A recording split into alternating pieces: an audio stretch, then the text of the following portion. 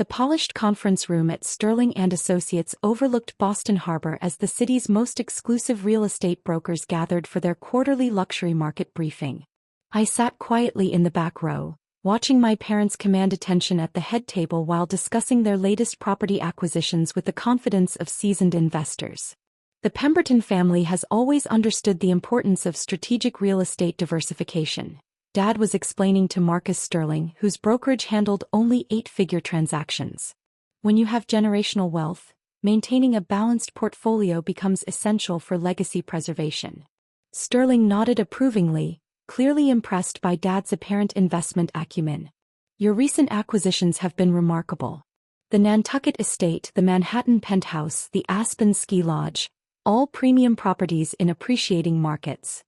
I sipped my coffee silently, accustomed to invisibility at these gatherings where my family showcased their supposed real estate empire. At 29, I'd perfected the art of blending into expensive backgrounds while they discussed property values and market timing, all funded by what they believed was an inexhaustible family trust. Speaking of strategic acquisitions, interrupted Patricia Whitmore, whose opinion shaped Boston's luxury real estate market, I heard you're considering that waterfront estate in the Hamptons. Absolutely stunning property with incredible investment potential. Mom's eyes lit up with enthusiasm as she adjusted her Cartier watch. We've been watching that property for months. The location is perfect for our summer entertaining, and the market fundamentals suggest excellent appreciation potential. Absolutely, Dad added, straightening his custom cufflinks. Family wealth requires careful stewardship. When you find premium assets at reasonable valuations, you act decisively.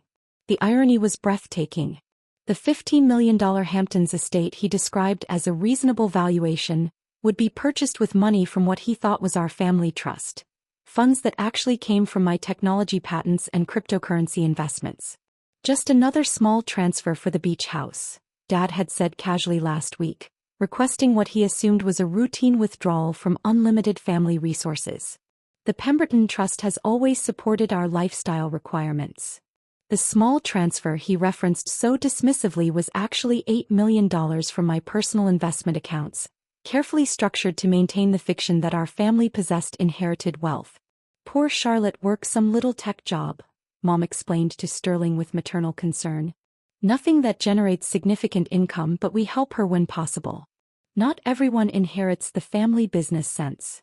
The comment was designed to emphasize my supposed financial dependence while highlighting their generous inclusion of their struggling daughter. What they didn't know was that my little tech job involved managing a $70 million portfolio. She can't afford these property investments, Dad added with paternal disappointment. We've tried to involve her in family financial planning, but she lacks the sophistication for high-level wealth management. What made their performance remarkable was how completely they'd convinced themselves that inherited wealth had transformed them from middle-class professionals into real estate moguls. They'd spent 4 years building a property empire while creating elaborate stories about trust fund management. Tomorrow's meeting with my forensic accounting team would clarify exactly who owned which assets in our family's real estate portfolio. The real estate briefing continued with familiar patterns. Established investors comparing acquisition strategies while analyzing market trends. My family moved through conversations like seasoned developers, accepting praise for their apparent investment wisdom and portfolio growth. The Pemberton family represents exactly what we value in clients, announced Sterling during the afternoon's market analysis. Their combination of inherited wealth and strategic thinking has created one of Boston's most impressive private real estate portfolios. Over the following weeks, their acquisition appetite accelerated to levels that would have impressed commercial developers. A vineyard in Sonoma, a ski chalet in Whistler, a historic brownstone in Georgetown. Every property justified as essential diversification for their expanding empire. We need to consider international markets, Mom announced during dinner at their newest acquisition, a penthouse overlooking Boston Common. The London market presents interesting opportunities for families with global investment capacity. Excellent thinking, Dad agreed, reviewing property listings featuring castles and estates across Europe. The Pemberton wealth should reflect international sophistication, not just domestic holdings. Their international sophistication, would require approximately $50 million for the European properties they'd begun researching. Money they expected to access through the trust fund that existed only in their imagination. What about Charlotte? Mom asked with false concern. Should we help her purchase something modest? I know her tech work doesn't generate enough for property ownership. We'll consider it, Dad replied with paternal condescension. But she needs to demonstrate more appreciation for family support before we invest in her housing situation. The cognitive dissonance was becoming mathematically impossible to sustain. They needed plausible explanations for accessing unlimited trust fund distributions, but their spending had exceeded any reasonable inheritance within 2 years. The family legal team suggests restructuring ownership for optimal tax efficiency, Dad explained to his investment club, discussing estate planning for properties they'd never actually purchased. Generational wealth requires sophisticated structures to preserve family legacy. His sophisticated structures consisted entirely of signing documents I'd prepared and authorizing purchases from accounts I'd funded, but he'd convinced himself that his financial acumen was responsible for our real estate success. What made their delusions particularly dangerous was how they'd begun leveraging properties against future trust fund distributions they assumed would continue indefinitely. Mortgages, credit lines, and investment commitments all structured around money they thought belonged to them by birthright. Charlotte should be grateful for family generosity, Mom declared when I hesitated about another property loan. Most families don't share wealth so freely with unsuccessful relatives.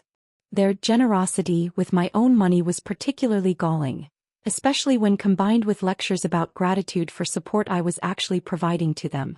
Tomorrow's surprise audit would provide an educational opportunity about the difference between inherited wealth and earned investment capital. The private conference room at my law firm commanded respect with its floor-to-ceiling windows overlooking Boston's financial district. Jennifer Morrison, my forensic accountant for 5 years, had analyzed portfolios for the world's wealthiest families. Thank you for attending this asset verification meeting, Morrison began, arranging documents across the polished table. Our investigation into the Pemberton family property holdings has revealed significant ownership irregularities requiring immediate clarification. I'd convinced my parents this was a routine trust fund optimization review, designed to improve their tax efficiency and estate planning. They'd arrived expecting to discuss portfolio expansion strategies. Our forensic analysis has identified substantial discrepancies in property ownership documentation, Morrison continued, activating her presentation system. The Pemberton family has been operating under assumptions about asset ownership that require correction. Charts appeared showing their property acquisitions, $43 million in real estate purchases over 4 years that supposedly came from inherited family wealth. According to our investigation, there are no Pemberton family trust funds, inherited estates, or generational wealth sources, Morrison explained with professional precision. Every property in your portfolio has been purchased using funds from Ms. Charlotte Pemberton's personal investment accounts. The numbers appeared like accusations, each property deed showing my name as the sole legal owner while my parents had assumed joint family ownership. The Nantucket estate, Manhattan penthouse, Aspen Lodge, and all subsequent acquisitions were funded through Ms. Pemberton's technology patents and cryptocurrency investments, Morrison continued, advancing to documentation that would destroy their 4-year fantasy. New documents flooded the screen. Patent royalties, trading profits, investment returns. 4 years of my financial success traced with legal precision. Ms. Pemberton structured these purchases as family loans to maintain harmony while building a substantial real estate portfolio. However, the loans now total over $40 million and no repayment arrangements exist. The silence was deafening as they confronted evidence that couldn't be dismissed. The daughter you've described as financially unsuccessful has been your sole source of property investment capital for 4 years. Without her technology success, you would own no real estate assets whatsoever. Morrison addressed my parents with authority from analyzing billions in client assets. You've been living in properties owned entirely by your daughter while believing you possessed inherited wealth that has never existed. Dad's face had gone ashen. That's impossible. Charlotte works some small tech job. Mr. Pemberton, your daughter's technology consulting firm has generated over $70 million through software patents and cryptocurrency trading. Her small tech job has created one of New England's most successful private investment portfolios. Behind Morrison stood my real estate attorney and property manager, holding deed transfers that would formalize what had always been legally true. Every property belonged entirely to me. Effective immediately, all property titles will reflect accurate ownership, Morrison announced. Ms. Pemberton is assuming direct control of her real estate portfolio. The aftermath was immediate and comprehensive. Within 72 hours, my parents discovered they owned no real estate assets and owed over $40 million in property loans they couldn't repay. Eviction notices arrived at properties they'd assumed were theirs by inheritance. I immediately assumed direct control of all properties, ending 4 years of allowing them to live in homes they'd never purchased. Without my continued financial support, they faced the reality of their actual economic situation. The Hamptons estate they'd planned to purchase was cancelled when financing applications revealed they possessed no assets or income sources.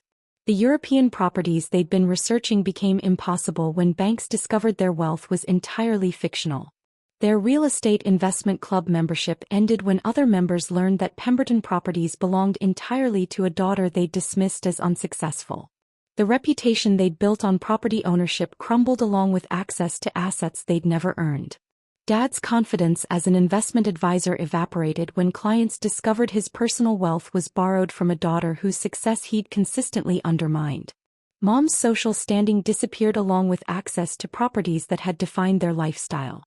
The penthouse they'd been living in was sold immediately, forcing them into modest rental housing that reflected their actual income level. The vineyard, ski lodge, and brownstone followed, all liquidated to restructure my portfolio without family complications. They attempted reconciliation with desperate appeals about misunderstood family arrangements and shared ownership assumptions. But I'd learned that respect emerging only after asset revelation isn't genuine. It's panic disguised as appreciation.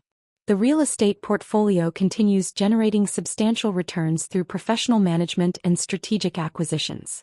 My actual property investments support affordable housing development, philanthropy funded by earned success rather than fictional inheritance. 6 months later, they still send occasional messages requesting assistance to avoid homelessness. But the fundamental dynamic has changed. They can no longer dismiss my achievements while living in properties I own. The property deeds sit framed in my home office, reminders that ownership matters more than family assumptions. True real estate success comes from earned capital and strategic thinking, not inherited fantasy. Sometimes the most important property transfer is removing family members who only valued your assets while dismissing your capabilities.